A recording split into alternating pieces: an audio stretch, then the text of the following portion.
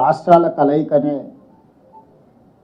కేంద్ర ప్రభుత్వము భారతదేశ సార్వభౌమాధికారానికి ప్రజాస్వామ్యం ఇచ్చిన స్ఫూర్తి.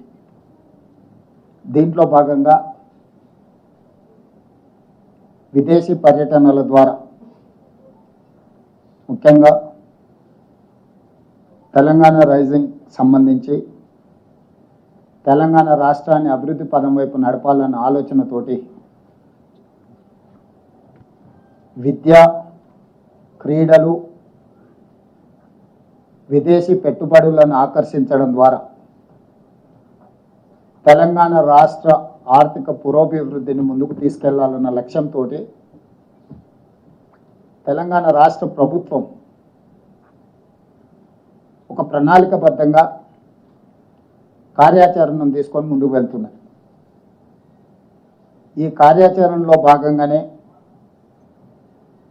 ఈరోజు విదేశీ పర్యటన నిర్ణయించుకొని విదేశాంగ మంత్రిత్వ శాఖను ముఖ్యమంత్రి కార్యాలయం సంప్రదించి తెలంగాణ రాష్ట్ర ప్రభుత్వం తరఫున విదేశీ పర్యటనను ఖరారు చేసుకోవడానికి గతంలో జరిగింది. ఇప్పుడు కూడా అదే ప్రయత్నం మేము చేయడం జరిగింది. దురదృష్టవశాత్తు కేంద్ర ప్రభుత్వము ఇంగ్లాండ్కు అనుమతి ఇచ్చి అమెరికా పర్యటనను తిరస్కరించింది. కేంద్ర ప్రభుత్వ వైఖరిని కాంగ్రెస్ పార్టీ అధ్యక్షుడు, జాతీయ అధ్యక్షుడు మల్లికార్జున్ ఖర్గే గారు, పార్టీ శ్రేణులు ఈ దేశంలో విద్యా విధానాన్ని, క్రీడల విధానాన్ని, పెట్టుబడుల విధానాన్ని ప్రోత్సహించడం ద్వారా యువతకు అత్యంత మేలు జరుగుతుందని భావించిన వాళ్ళు కోట్లాది మంది కేంద్ర ప్రభుత్వం యొక్క వైఖరిని తప్పుపట్టడం జరిగింది. ఈ సందర్భంగా మినిస్ట్రీ ఆఫ్ ఎక్స్టర్నల్ అఫైర్స్ నా పర్యటనను తిరస్కరించడమే కాకుండా కేంద్ర ప్రభుత్వంలో అధికారంలో ఉన్న రాజకీయ పార్టీకి సంబంధించిన నాయకులు కూడా నా పర్యటనకు సంబంధించిన వివరాలను తప్పుదోవ పట్టించే విధంగా, తెలంగాణ రాష్ట్ర ముఖ్యమంత్రిగా వ్యక్తిగతంగా ఆరోపణలు చేసే విధంగా ఈరోజు భారతీయ జనతా పార్టీ నాయకులు మాట్లాడడం జరిగింది. భారతీయ జనతా పార్టీ నాయకుల గురించి నేను మాట్లాడదలుచుకోలేదు. ఎందుకు అంటే వాళ్ళకి ఆ స్థాయి లేదు.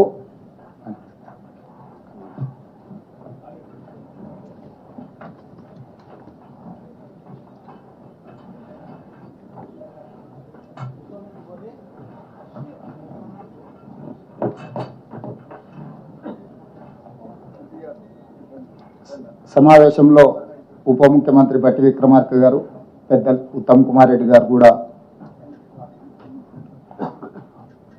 క్యాబినెట్ సబ్ కమిటీ సమావేశాన్ని అర్థాంతరంగా వాయిదా వేసుకొని ఈ పత్రికా సమావేశంలో వారు జాయిన్ కావడం జరిగింది.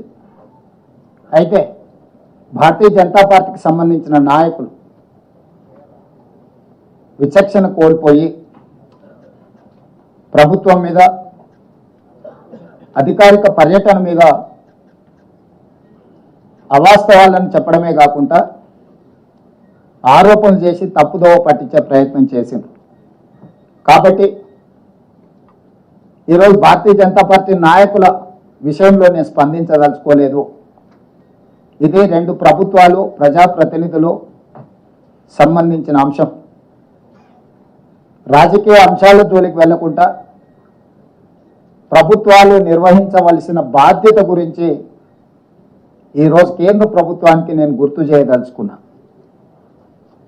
ఈరోజు నా పర్యటనలో భాగంగా మేము అప్లికేషన్ పెట్టినప్పుడు అప్లికేషన్లో స్పష్టంగా, ఎందుకంటే ఇది అఫీషియల్ కరెస్పాండెన్స్ కాబట్టి డిస్క్లోజ్ చేయొద్దు అనుకున్నా, కానీ ఈరోజు వివరాలు ఇవ్వలేదు. అందులో అసంపూర్ణమైన వివరాలు ఉన్నాయి.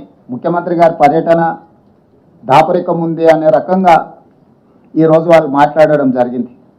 ఇది మినిస్ట్రీ ఆఫ్ ఎక్స్టర్నల్ అఫైర్స్కి సంబంధించిన మా అప్లికేషన్, సీఎంఓ కార్యాలయం పెట్టిన విజ్ఞప్తి.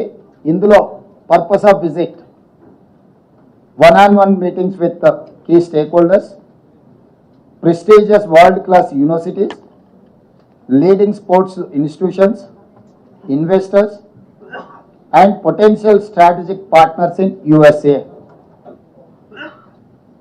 ఇందులో స్పష్టంగా విద్యకు సంబంధించి, క్రీడలకు సంబంధించి, తెలంగాణ రాష్ట్రంలో పెట్టుబడులకు సంబంధించిన పర్పస్ ఆఫ్ విజిట్ని ఈరోజు మేము తీసుకొని ముందుకు వెళ్తున్నామని స్పష్టంగా కేంద్ర ప్రభుత్వానికి అప్లికేషన్ పెట్టడం జరిగింది. The objective is to promote Telangana as a premier educational and sports hub and facilities collaborations and investment that can bring world-class universities, educational institutes in Telangana. స్పష్టంగా ఒక స్పష్టమైన లక్ష్యం పెట్టుకొని తెలంగాణ రైజింగ్ 2047 యొక్క ప్రణాళికను తీసుకొని ముందుకు వెళ్తున్నామని కేంద్ర ప్రభుత్వానికి గతంలో కూడా నేను విదేశీ పర్యటనలకు వెళ్ళినప్పుడు, అమెరికా కూడా పర్యటనలకు వెళ్ళినప్పుడు నేను కానీ ఉప ముఖ్యమంత్రి గారు కానీ ఇతర మంత్రులు విదేశాలకు వెళ్ళినప్పుడు పెట్టే ప్రొసీజర్ ఇది. క్రిస్టల్ క్లియర్గా వివరాలు అందించడం జరిగింది. వాళ్ళు ఏమన్నారు, ministry of external affairs has examined the proposal, clearance from political and is decline. Last టైంలో సింపుల్గా రిప్లై చేశారు. Ministry of external affairs has examined the proposal, clearance from political angle is decline. ఇది వాళ్ళ రిప్లై. సో రాజకీయ పరమైన నిర్ణయాలతో మేము మీ పర్యటనను తిరస్కరిస్తున్నామని చెప్పింది. What is the political reason? I wanted to ask Narendra Modiji, you have visited many countries. మీరు ఎన్నో దేశాలకు పర్యటనలకు వెళ్ళారు. మీరు కాదు, మీకు సంబంధించిన రాష్ట్రం నుంచి గుజరాత్ ముఖ్యమంత్రి భూపేంద్ర పటేల్ ఆగస్టు 17 నుంచి 24 వరకు ఈ నెలలోనే యుఎస్, కెనడాలో 8 రోజుల విదేశీ పర్యటనలకు వెళ్ళాడు. దేనికోసమో వైబ్రెంట్ గుజరాత్ 2047 అనే పాలసీ డాక్యుమెంట్ ప్రమోట్ చేయడానికి, రోడ్ షోలు చేయడానికి గుజరాత్ ముఖ్యమంత్రికి మీరు అనుమతి ఇచ్చారు. నరేంద్ర మోడీ గారి స్వరాష్ట్రమైన గుజరాత్ ముఖ్యమంత్రికి వైబ్రెంట్ గుజరాత్ 2047 పెట్టుబడులను ఆకర్షించడానికి మీరు అనుమతిస్తారు. అతను కెనడా, అమెరికా లాంటి దేశాలలో పర్యటిస్తాడు, పెట్టుబడుల్లో పెట్టే వాళ్ళతో కలుస్తాడు, మాట్లాడతాడు, గుజరాత్లో పెట్టుబడులు పెట్టమని ఆహ్వానిస్తాడు. అదే తెలంగాణలో తెలంగాణ రైజింగ్ 2047 పాలసీలో భాగంగా ఎడ్యుకేషన్, స్పోర్ట్స్ అండ్ ఇన్వెస్ట్మెంట్స్ వీటి కోసం తెలంగాణ ముఖ్యమంత్రి పర్యటన చేస్తా అంటే అమెరికా పర్యటనను తిరస్కరిస్తారు. నేను ఒక ప్రశ్న సూటిగా కేంద్ర ప్రభుత్వాన్ని అడగదలుచుకున్నాను. నిజంగా నా విదేశీ పర్యటనలో విషయం లేదు, లేకపోతే విషయాలు మీకు అందించలేదంటే ఇంగ్లాండ్కి అనుమతి ఎందుకు ఇచ్చిండ్రు, అమెరికాకు అనుమతి ఎందుకు తిరస్కరించిండ్రు? ఇంగ్లాండ్, అమెరికాకు రెండింటికి ఒకే విధానాలతోని, ఒకే అంశాలను తీసుకొని నేను విదేశీ పర్యటన చేసిన.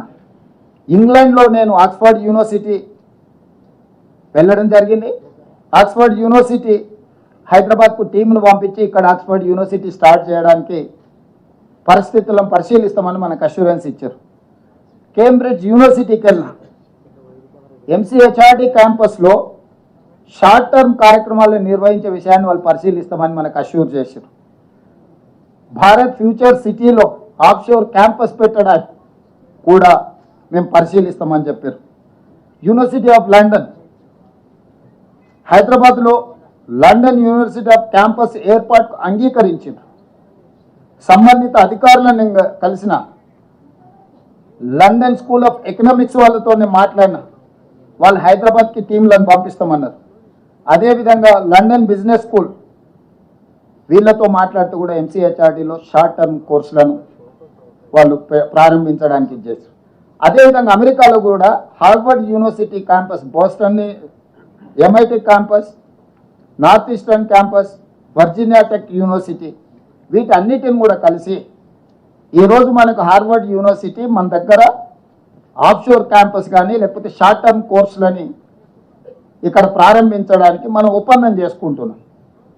ఈరోజు ఒక ముఖ్యమంత్రిగా, విద్యాశాఖ మంత్రిగా మంచి యూనివర్సిటీలను, ఐబీ లీగ్ టాప్ 10లో ఉన్న యూనివర్సిటీలను తెలంగాణకు తీసుకురావాలనేది మా ప్రభుత్వం యొక్క లక్ష్యం. ఒకప్పుడు మహాత్మా గాంధీ గారు,